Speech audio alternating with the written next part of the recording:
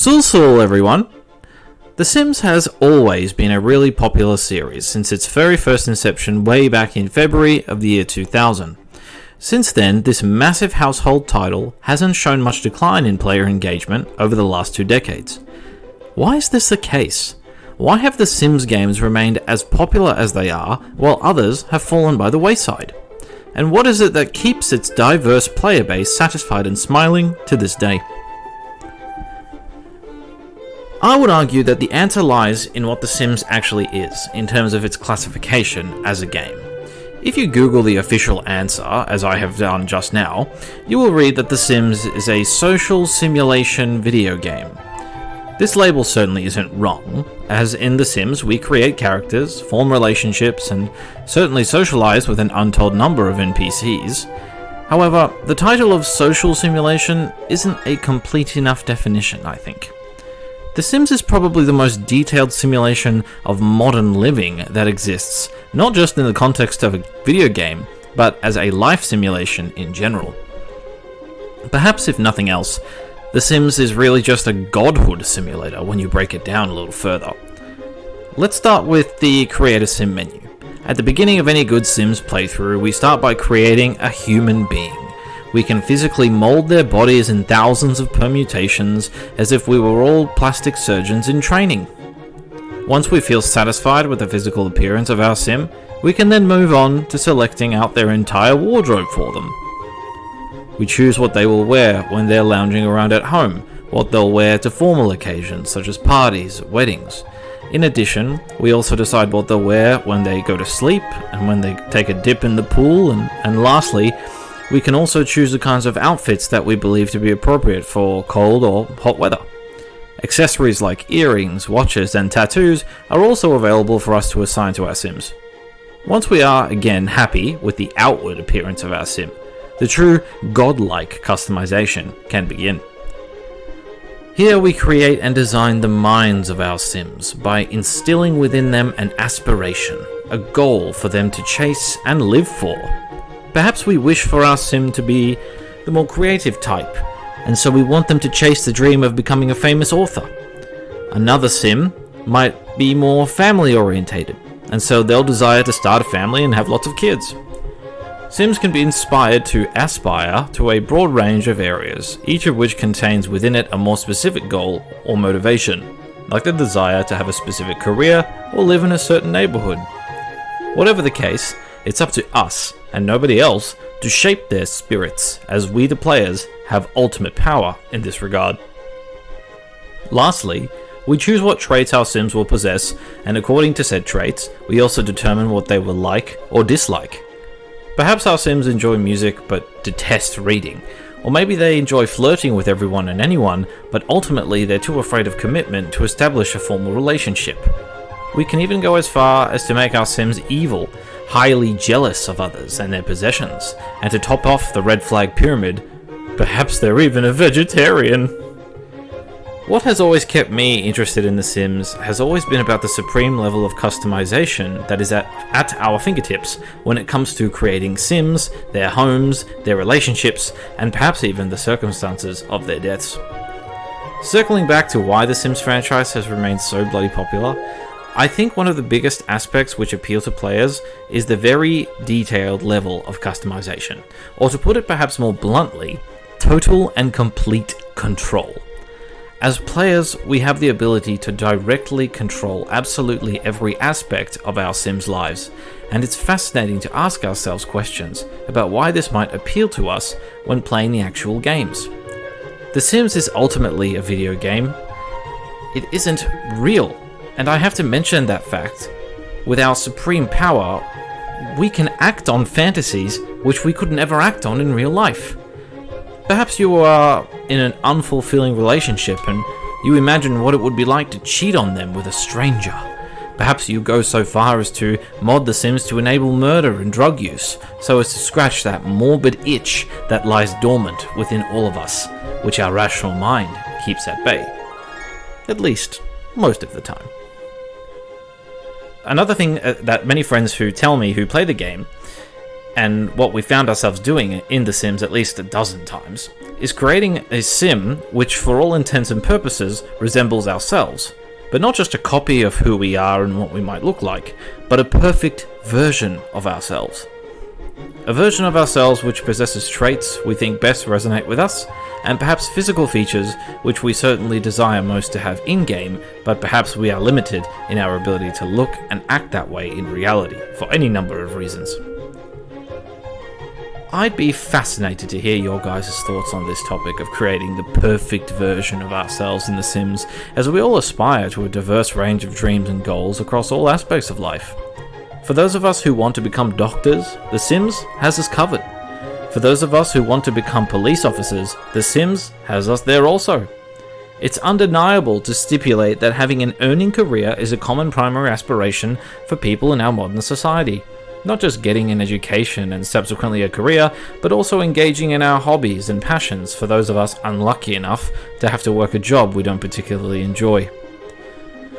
The Sims allows us to take this imagined ideal version of ourselves and put it through the ringer, as it were, or at least whatever the ringer means to you.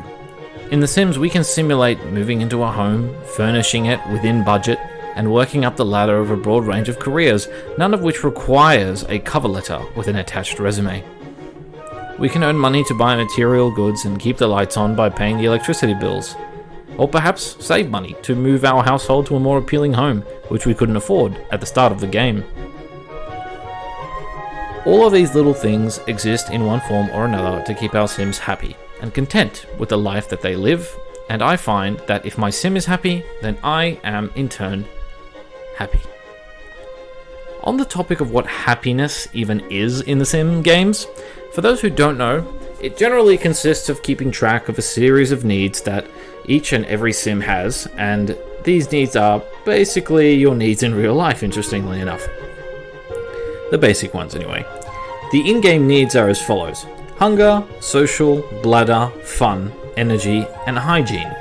These 6 needs are effectively in a constant state of flux, and it's our job as the player in control to care for, or perhaps not to care for, each of these 6 needs by cooking and eating food to stave off of hunger, by interacting with other Sims to keep our Sim from becoming starved for socialization. Furthermore, we must keep our Sims entertained to keep them from becoming bored, and always ensure that they have an empty bladder in order to avoid any messy accidents.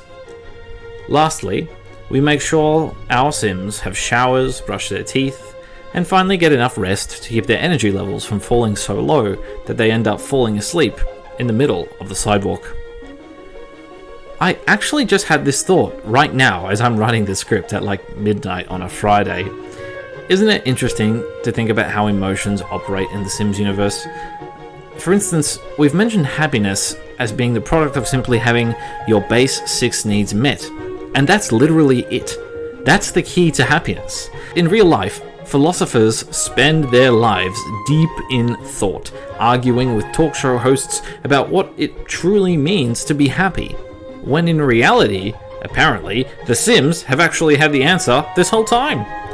Emotions, both positive and negative in The Sims, although they do fluctuate based on a series of factors determined by traits that we picked ourselves as their rightful overlords, are in fact constrained into defined, clear boxes with predictable cause and effect boundaries. Get into an argument with your neighbor about how they're making too much noise, your Sim will get annoyed and become tense and potentially angry. If you decide to teach those noisy rapscallions a lesson, engaging in any number of romantic gestures makes our Sims flirty, and upon a successful woohoo attempt, their confidence will also get a nice boost. There are so many more of these examples I'm sure you could draw on from your own memories from playing The Sims, but I'll just add a final note on the subject of Sim emotion.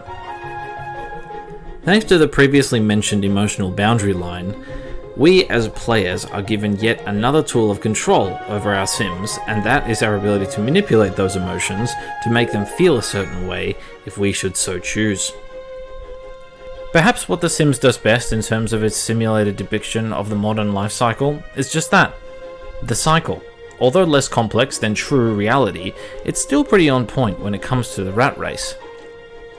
As I mentioned before, our Sims exist ideally to reach out for and achieve their life aspirations. but they often treat that desire as a long-term goal, which inevitably can get lost in the background, if and when life just gets in the way of those dreams. The chase of finding a sim you imagine your sim is interested in can take time. Not only that, but romancing them and building a friendly rapport also is a pretty time-consuming activity. Eventually, if we desire for 2 or more sims to live the life of the nuclear family, with plans to have 2 kids, who they'll need to raise from infancy, or rather, we will need to raise, then those 2 roles and responsibilities can inevitably get in the way of our sim's aspirations to become a supervillain or a famous actor. We get so caught up in caring for the basic needs of our sims that they might experience simulated regret from what they perceive to have been an unfulfilled life. It's scarily accurate how common this pattern is in real life. Many of those who enter the cusp of young adulthood have some idea of what they would like to accomplish in their lives, in an ideal world, but unlike our sim counterparts, we must overcome difficult barriers and address needs which aren't done as easily as they are in the game. I believe it is this lack of barriers to achieving aspirations, whatever they may be, which keeps players engaged in this series 23 years after its first release. Can't find Mr. or Mrs. Right? No problem, just create them yourself and dump them right into the arms of a sim of your choosing. Don't like where you are with your career? No problemo, just get another job, no interview required. The key phrase which I want to wrap on is ideal world. Is the Sims universe the ideal world that we have all been searching for? Do we as fans of the series yearn to exercise as much control over our own lives with as much ease as we do over those of our Sims? I would honestly answer yes. The Sims is whatever I want. It's what I make of it, and if I so choose to make it a representation of what my ideal life might look like, then that's what ideal is. And perhaps this simulation game becomes less a game and more of a mirror, or perhaps a canvas, which we may observe the lives of our Sims in order to gain some small insight into what we want out of our own lives, if we could just hit Ctrl-Shift-C and type the phrase motherload. Perhaps if we as human beings could display giant green crystals over our heads which indicated our mood, and could in turn view a discrete green and pink meter bar telling us where we stand in terms of our relationship with others, our lives might become easier to manage, and true contentment could be as easily as having a full belly, a clean bottom, and a fun social simulation game to keep us entertained. Badish for watching, everyone. Dag dag.